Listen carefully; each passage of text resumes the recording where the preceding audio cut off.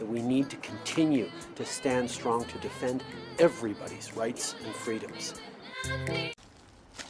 So, I've kind of been out of the loop for about a week now, maybe a little longer. But I spent the weekend trying to get caught up. And something is really bugging me. You know, tomorrow's a big day. Tomorrow is the day that Trump is inaugurated. Okay? Tomorrow is the day. We've known this has been coming since November. Okay? And since December, he's given us a clear ultimatum. You know, Canada has, we're renowned around the world to have, like, you know, relations with every country in the world. We have, you know, relations with every single buddy. Everybody loves Canada. Everybody has trade deals with us, and, you know, we have good relations around the world. But, you know, we could give up every single relationship, and the U.S. relationship would be the only one that hurts Canada. So that's the one that we should be cherishing the most. Okay? That's the one that, unfortunately, it's got to be a reality, because we don't have the economic power to combat that. So that's the one that we should be fostering. Every single ounce of energy should be fostering this relationship. Because it doesn't matter. If we lost the U.S. as a partner and a friend and an ally, it don't matter. You might as well call us Somalia. For we would be so devastated financially, militarily, security, everything would be completely destroyed overnight if we did not keep that relationship number one priority. I don't care how well we get along with Great Britain or the EU or even China for that matter. It doesn't matter. It really don't matter as much as the relationship with the U.S. So for months now, we've been listening, and Canadians have been shouting, hey, what are we going to do about this tariff talk? This tariff talk. You know, Canadians have been freaking out, trying to figure out what the heck we're going to do. And our government's there, don't worry, we're going to fight back. You're a fucking moron. Why are you fighting our ally? This is the dumbest thing I ever heard. Okay? Let's take it in perspective just a little bit. Just the smallest violin thing. Okay? You got to take this in perspective here. The world's largest economy, the most powerful military force in the world, the strongest political force in the world, okay? Our big brother, basically, has said to us, hey, I've got a mandate, and when I come into power, listen, there's going to be some changes. Hey, Canada, you need to pull your weight. You need to get the drugs under control. You've been trying to legalize drugs. Well, we're not all about that down here. And your legalizing of drugs is bad for our country. Therefore, you got to get that under control. You choose to continue on the path you're going? Well, we have no choice, but we're going to have to penalize you. And we're going to penalize you to a point that you're actually going to know you're penalized. Okay? The other thing is, you got this open door policy thing.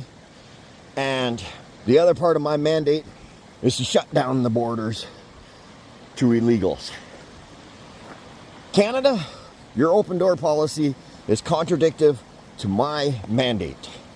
Therefore, you need to do something about your open door policy in your country, or we're going to penalize you. Sorry, we can move on from not dealing with Canada, but Canada can't move on from not dealing with us. So, couple of minor things you just need to fix. And frankly, they're good for your country as well. Get rid of drugs, get rid of illegal immigration, mass immigration without oversight. Get rid of those two things. Stop legalizing illegal drugs. Ooh, slippery rocks. To an average Joe like myself, these aren't unreasonable requests. These are actually really smart requests. So, we've turned around and decided we're going to fight with our biggest trading partner, our biggest ally, our big brother. And this is all you hear. You constantly hear this. We're going to fight back with tariffs and da da da. We're fighting. Are you this is so stupid. Then we have one premier who decides, you know what? He's not wrong. You know what? I'm going to go have a talk with him. You know what? I'm going to come up and I'm going to work for the people that voted for me. And I'm going to stand up for their right to this economic union and this progressiveness, real progressiveness for my province. This is what I'm going to do. And then our government says that this premier is not working for Canadian unity. I'm sorry, she's the only one that's actually doing something in her job description. Fight for her citizens. And when she fights for her citizens, it's not an actual fight. She's actually just standing up for her citizens. Standing up for the economy of her province. Standing up for everything that her province needs to be prosperous. But she's anti-Canadian for that?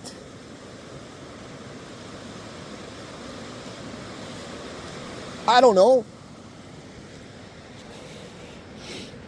I think Doug Ford's about to find out what standing up and fighting the U.S. instead of actually doing what he's asking is going to cost them. Because I can pretty much guarantee over the next probably 10 years, if they continue this fighting with him, all these automakers are going to be moving on from Ontario. So Doug Ford trying to save the auto sector is going to kill the auto sector. Because Trump's trying to bring it home. He's trying to make society and the world and his trade partners work with him for the benefit of both countries. But instead of working with him, we choose to fight.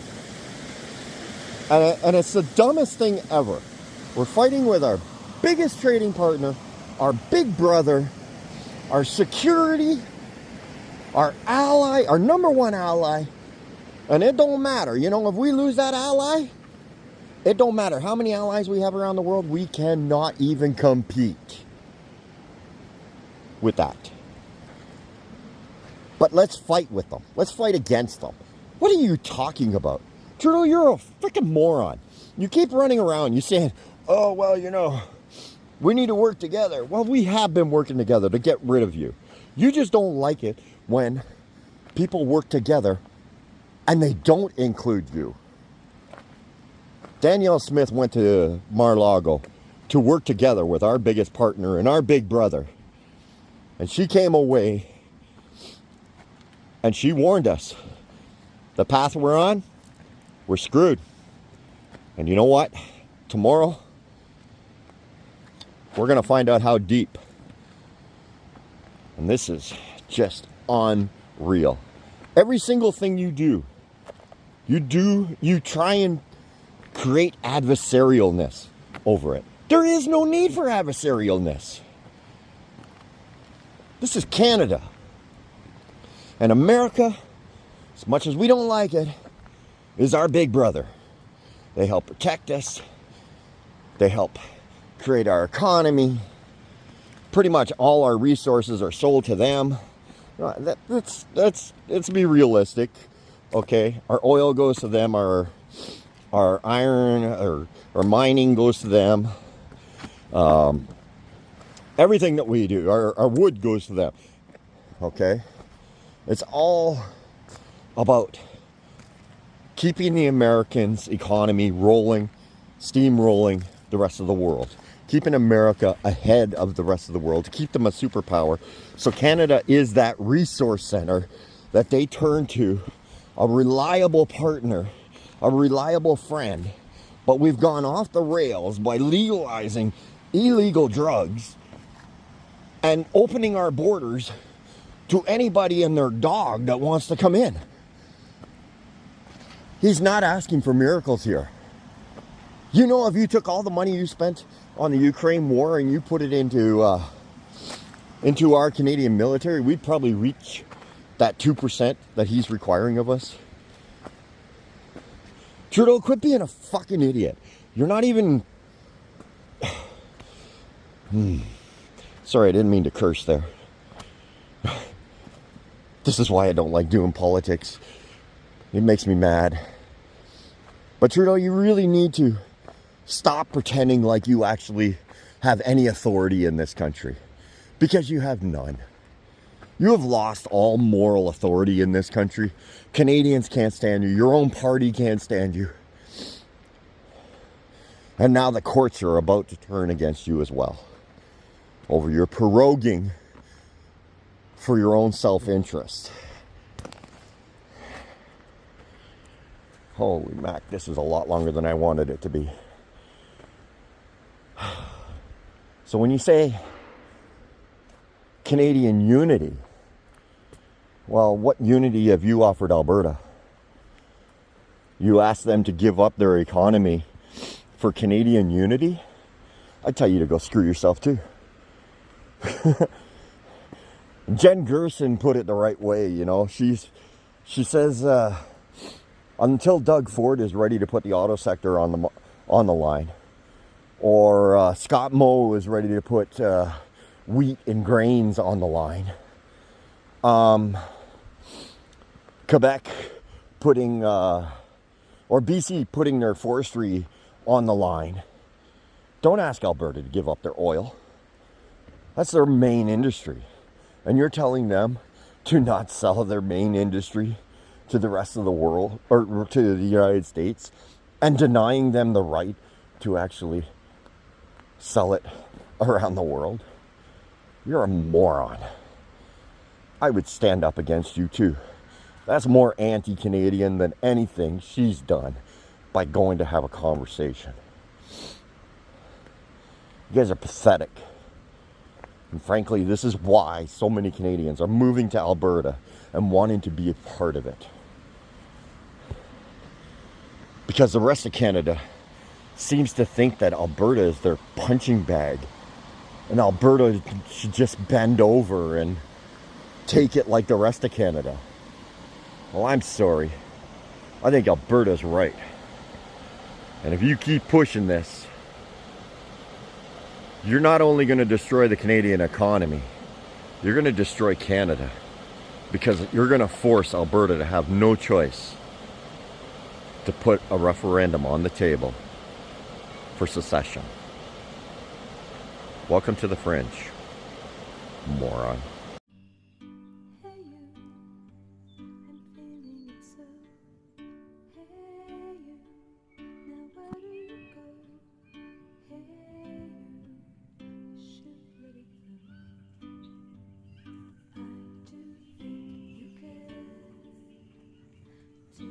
Welcome to the Fringe.